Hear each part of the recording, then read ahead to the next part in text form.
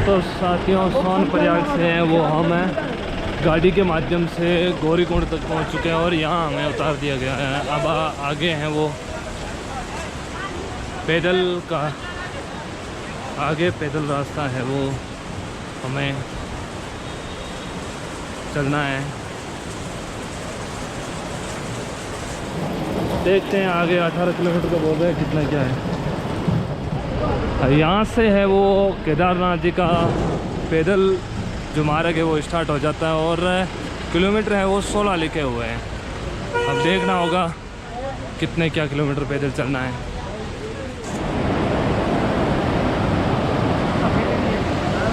सोन नदी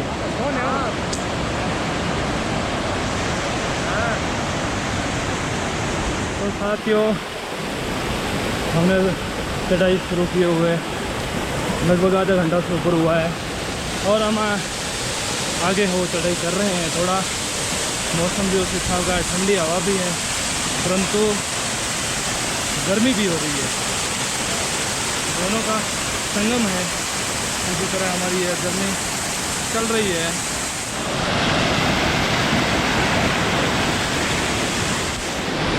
बीच रास्ते में आप देख सकते हैं प्रकृति का एक खूबसूरत नज़ारा, जिसमें झरने से जो पानी है एकदम पीने योग्य है। शुद्ध हिमालय से पानी है वो नीचे की ओर प्रवाह हो रहा है, परंतु हमें पानी नहीं पिएंगे क्योंकि चढ़ाई कर रहे हैं तो गर्मी हो रखी है और पानी इतना ठंडा है कि जैसे फ्रिज में से निकाला हो, इसलिए अब गर्म पानी है वही पिएंगे।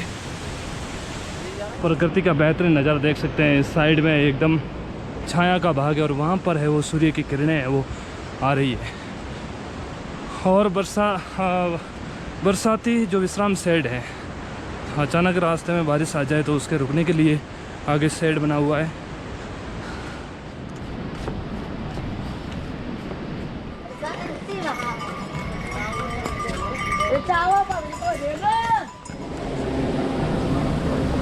बारिश के मौसम की वजह से यहाँ थोड़ी गंदगी है क्योंकि जब खच्चर है वो ऊपर चढ़ते हैं तो उनका जो मलमूत्र है वो इसी रास्ते में पड़ा है, जिसको हटाने का काम यहाँ के सेवक है वो कर तो रहे हैं, परंतु रास्ता है वो थोड़ा बदबूदार है क्योंकि बारिश का मौसम है। इसलिए प्राकृतिक झरने हैं जो बीच बीच में हमें आनंदित करते हैं। थकान है वो एकदम रिलैक्स महसूस होता है थकान से, और ठंडी ठंडी हवाएं और छोटी छोटी बूंदें वो आ रही है। पहाड़ों के अंदर से जो झरने आ रहे हैं उनकी रौनक आप देख सकते हैं, वो कितना खूबसूरत दृश्य है।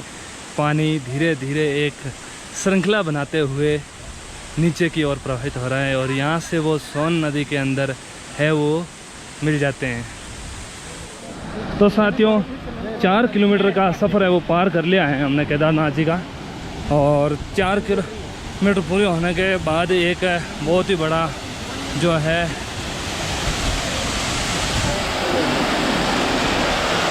जलप्रपात आया है यहाँ। ऊपर से पानी है वो नीचे की तरफ आ रहा है। आप झरने देख सकते हैं, बहुत ही खूबसूरत झरने हैं, देखते ही नज़र बनते हैं।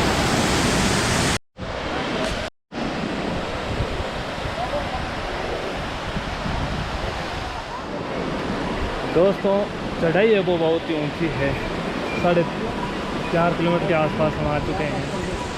तो जब हम रास्ते के अंदर विश्राम लेकर के फ़ोटो शूट करके यहाँ इस प्रकृति को निहार करके जैसे जैसे आगे बढ़ रहे हैं थकान कम हो रही है। एकदम चढ़ते ही जाएं तो उस समय है वो शरीर साथ नहीं दे रहा है, और जैसे जैसे हम आनंद लेते हुए और मनोरंजन करते हुए जो चढ़ाई कर रहे हैं बहुत ही आनंद आ रहा है। तो जब भी कहीं भी ऊपर चढ़ाई करें आप तो एक ही स्पीड में नहीं चढ़ें, क्योंकि एक ही स्पीड में अपन ऊंचाई के क्षेत्र में नहीं जा सकते।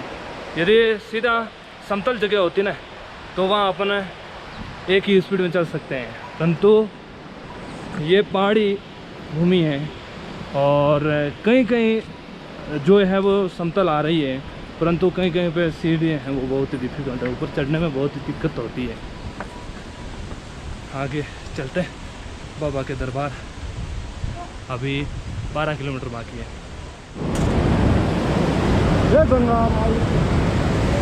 आप नदी का दृश्य देख सकते हैं। हमने कम से कम 6.5 किलोमीटर यात्रा है वो कर ली है और 8 से 9 किलोमीटर यात्रा रही है। काम करते हुए जा रहे हैं तो अच्छा महसूस कर रहे हैं। बाकी मौसम है बहुत ठंडा है, इस वजह से ज़्यादा परेशानी नहीं हो रही है, आराम से है वो सफ़र कर रहे हैं। आप पीछे नदी का दृश्य देखिए किस प्रकार से ये नदी बह रही है। पत्थरों के अंदर से पानी के गिरने की जो आवाज़ है, नेचुरल साउंड आप सुन सकते हैं, बहुत ही शानदार। पूरे बादल ही बादल आ गए हैं। अभी मौसम चेंज हो रहा है और ऊपर जाएंगे उस समय बारिश भी हो सकती है।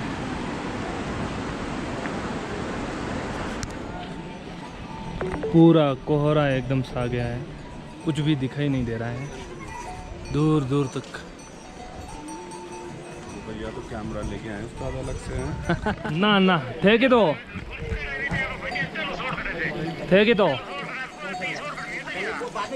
ओ अंधेरो कल्टो होयो है हैं? हाँ अंधेरो ज़्यादा है, अंधेरो ज़्यादा अंधेरो।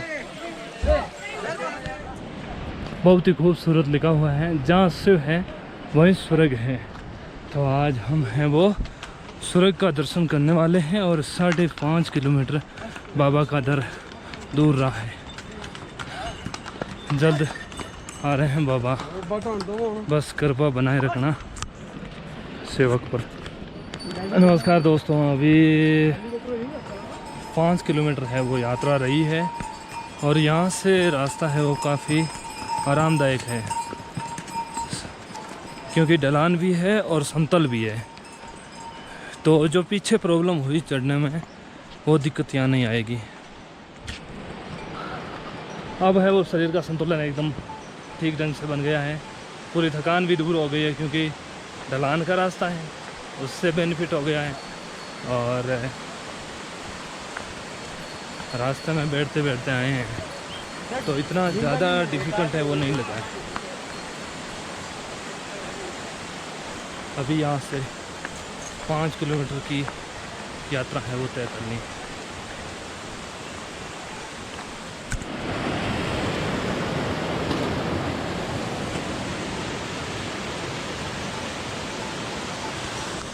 पुल चढ़ के जो पुल आप जो क्रॉस करते हो ना वहाँ पे रामबाड़ा में पहले वो वहीं होता था क्रॉस। वहाँ वापस अब नहीं बना सकते, वहाँ पे भाई साहब आदमी जा ही नहीं सकता, इतने बड़े वो दर्रे पड़ गए, दर्रे नहीं पड़ गए, एकदम खड़ी हो गई ना चढ़ाई। ओहो। जो ऐसा था ना हाँ रास्ते का, हाँ ऐसा होता है देखो, खड़ा हो गया, जैसे स्लोप है हाँ। का रास्ता निकाल सकते हो और वो बिल्कुल सीधा हो गया एकदम। हाँ अब इस पे थोड़ी चढ़ पाएंगे ना ऐसे ऐसे ही हो गया ना। बिल्कुल वो पत्थर निकल आए उसमें, जो हाँ। मट्टी थी वो बह गई। अच्छा मट्टी रहती, हाँ अगर मट्टी रहती तो रास्ता बन जाता। हाँ मट्टी नहीं है ना, पत्थर चमक गए बड़े बड़े। पत्थरों में आप रास्ता नहीं बना सकते। मैं तो सुबह अंकल जी चलता है था वो 7-8 22वीं बजे। बार यात्रा कर रहे हैं केदारनाथ जी की। मैं सुबह चलता था 7-8 बजे हाँ और शाम को 5-6 बजे वापसी आ जाता था, दर्शन वर्शन करके 1 घंटा रुक के खाना वाना खा के अच्छा लेट के। हाँ हाँ अभी तो 8-10 घंटे लगते हैं। 10 घंटे भी लगेंगे, पूरे 10-12 घंटे। हाँ अब नहीं कर सकते। हाँ बाकी बड़ी सब निचोली में आपका क्या काम करते हैं अंकल जी? ये नौकरी है छोटी मोटी। अच्छा बाकी बाबा की मेहरबानी है, बस चल रहा है उन्हीं की मेहरबानी। हाँ भाई साहब SGRF में है। अच्छा हम तो पहली बार आ रहे हैं, 2 साल से मन कर रहा था। मैं राजस्थान से हूँ, जालोर से, बाड़मेर पाकिस्तान बॉर्डर से। अभी मैं पाली जाऊंगा, अच्छा पाली अभी जाऊंगा मैं हाँ यहाँ से जाने के 1 दिन बाद। अच्छा राजस्थान में तो मैं गया हुआ हूँ, हाँ डीडवाना, नागौर, जोधपुर। अच्छा तो जोधपुर हमारा संभाग है। एक भाई हमारा जोधपुर से, अच्छा, हमारा दोस्त है। जय भोलेनाथ, जय भोलेनाथ। दूर दूर तक आप देख सकते हैं पूरी कोहरा ही कोहरा है। और घोड़ा जो खच्चर हैं चलाने वाले वो घर की ओर लौट रहे हैं।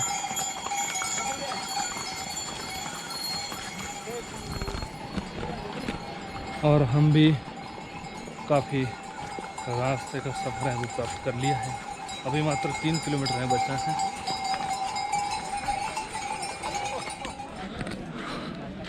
तो साथियों आप देख रहे हैं यह बोर्ड लगा हुआ है श्री केदारनाथ मंदिर हेलीपैड और चिकित्सालय।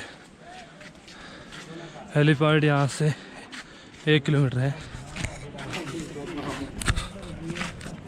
और केदारनाथ मंदिर है वो 1.5 किलोमीटर है। और यहाँ बेस कैंप बना हुआ है जिसमें हम रात को रुकेंगे।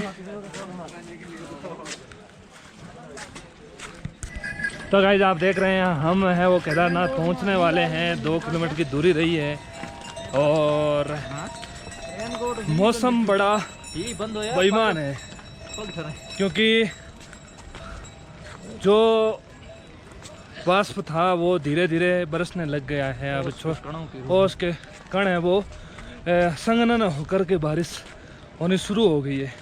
तो हमने बचाव के लिए रेनकोट पहने हैं और कंबल ओढ़ाए और अब हैं हम जल्द ही बाबा के दर पे पहुंचने वाले। दोस्तों आप देख सकते हैं यहाँ पर हवाई यात्रा संचालित करने के लिए हेलीपैड बना हुआ है जहाँ दर्शक हैं वो हवाई जहाज़ से अपनी यात्रा है वो करते हैं। बड़ा हेलीपैड बनाया हुआ है ताकि यहाँ पर एक ही समय में बहुत सारे हैं जो हेलीकॉप्टर है वो लैंडिंग किए जा सके। अब तो मौसम क्लियर नहीं है इसलिए हवाई यात्रा है वो बाधित हो रही है और हवाई यात्रा है वो ज़्यादातर मौसम साफ होने के बाद ही संचालित होती है। तो फाइनली दोस्तों हमने 18 किलोमीटर की पैदल पद यात्रा बाबा केदारनाथ की पूरी कर ली है और अभी मात्र 500 मीटर मंदिर से दूर है और मंदिर का जो दृश्य है वो हम आपको अगले व्लॉग में बताएंगे। जय केदारनाथ।